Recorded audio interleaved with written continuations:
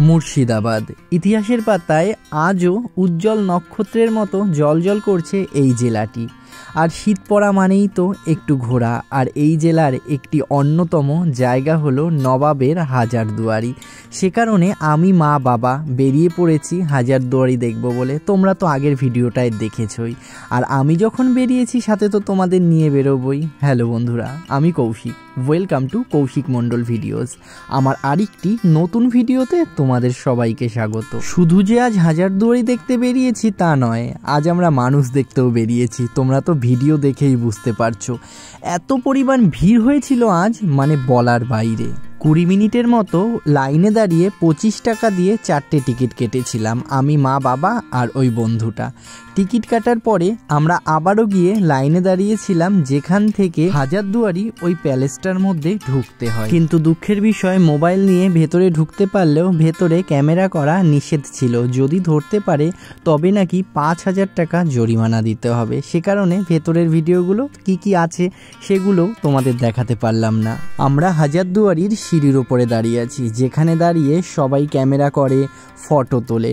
আর নিচটা দেখতে পাচ্ছ বন্ধুরা, এত মানুষ গিয়েছিল মনে হচ্ছে একটা সর্ষের দানা ফেলারও জায়গা নেই। তারপরে আমরা আস্তে আস্তে সিঁড়ি থেকে নেমে এখন মাঠে যাব। আমরা সিঁড়িতে কটা ছবিও তুলেছিলাম, সেই ছবিগুলো যদি তোমরা দেখতে চাও অবশ্যই আমার ফেসবুক প্রোফাইলটা ফলো করে রেখো, আপডেট পেয়ে যাবে। কোথাও ঘুরতে গেলে যতই তুমি ফ্যামিলি নিয়ে যাও কিংবা বন্ধু বান্ধবের সাথে যাও না কেন, যদি সেই জায়গাটায় ভিড় না হয় বা গ্যাদারিং না হয়, আমার কিন্তু ভালো লাগে না। আর দেখো, এই সিঁড়িটার উপরে একটুকু জায়গা নেই যেখানে তুমি একটু নিরিবিলিতে দাঁড়িয়ে ছবি তুলবে। হাজারদুয়ারি নাম হওয়ার কারণ কি? হাজারদুয়ারি নাম হওয়ার কারণ এটাই, এই প্যালেসটার মধ্যে 1000টা দরজা আছে। কিন্তু এখানে গিয়ে আমি জানতে পারলাম এই প্যালেসটার মধ্যে 1000টা দরজা আছে ঠিকই, তবে ওই 1000টি দরজার মধ্যে 900টি দরজা রিয়েল অর্থাৎ আসল, আর 100টি দরজা ফেক অর্থাৎ নকল। 100টি দরজা ফেক অর্থাৎ নকল করার কারণ হচ্ছে এটাই যে প্যালেসের ভেতরে তাদের স্ত্রী এবং কন্যা যারা থাকতো তাদের সুরক্ষার জন্য সেই নবাব ওই 100টি দরজা ফেক অর্থাৎ নকল বানিয়েছিল। কিন্তু সামনাসামনি গিয়ে যা বুঝলাম, নকল দরজাগুলো দেখে কিন্তু একদমই বোঝা যায় না যে ওইগুলি নকল দরজা। আগে হাজারদুয়ারির ওই প্যালেসটার মধ্যে ঢুকতেই শুধু টিকিট লাগতো, এই মাঠের মধ্যে ঢুকতে কখনোই টিকিট লাগতো না। কিন্তু এইবার আমি গিয়ে দেখলাম এই মাঠের মধ্যে ঢুকতে সেই এক টিকিটেই হয়ে যাচ্ছে, অর্থাৎ এই মাঠে ঢুকতে গেলেও এখন তোমাদের টিকিট কেটেই এই মাঠে প্রবেশ করতে হবে। অগত্যা হাজারদুয়ারিতে গিয়েছি, ভিডিও না করলে হয়। সেই কারণে আমি বন্ধুকে বললাম, তুমি একটু মোবাইলটা ধরো, আমার দুটো ভিডিও করে দাও। বন্ধু আমার কথা মতো মোবাইলটা ধরে আমার দুটো ভিডিও করে দিল। আজকের দিনের আনন্দটা আমার অনেকটাই ছিল। মা বাবা আমি বেরিয়েছি, আর হাজারদুয়ারি প্যালেসের মধ্যে মা বাবা দেখছি প্রত্যেকটা ঐতিহাসিক জিনিস অর্থাৎ অতীতের পুরনো জিনিসগুলো খুব উৎসাহিত হয়ে দেখছে। আর ভেতরে তরোয়ার, পুরনো দিনের বন্দুক, হাতির দাঁতের অনেক শোপিস, সিংহাসন, চেয়ার, টেবিল, অর্থাৎ অতীতের রাজপ্রাসাদে যা যা থাকতো সেরকমই একটু ওর মধ্যে ছিল। আর ওগুলো মা বাবা খুব খুঁটিয়ে দেখছিল। এটাই আমার ভালো লেগেছে। এই দেখো, এখানেও একটা কামান রাখা রয়েছে, ওই কামানটা দাঁড়িয়ে এখন দেখ। বছরের অন্য সময় কিন্তু এখানে ঘুরতে আসলে যেই গেট থেকে তোমায় ঢোকাবে সেই গেট থেকেই ওরা বের করবে। কিন্তু এই যে ট্যুরিস্টের মাস, এই সময় ট্যুরিস্টরা ঘুরতে যায় হাজারদুয়ারিতে।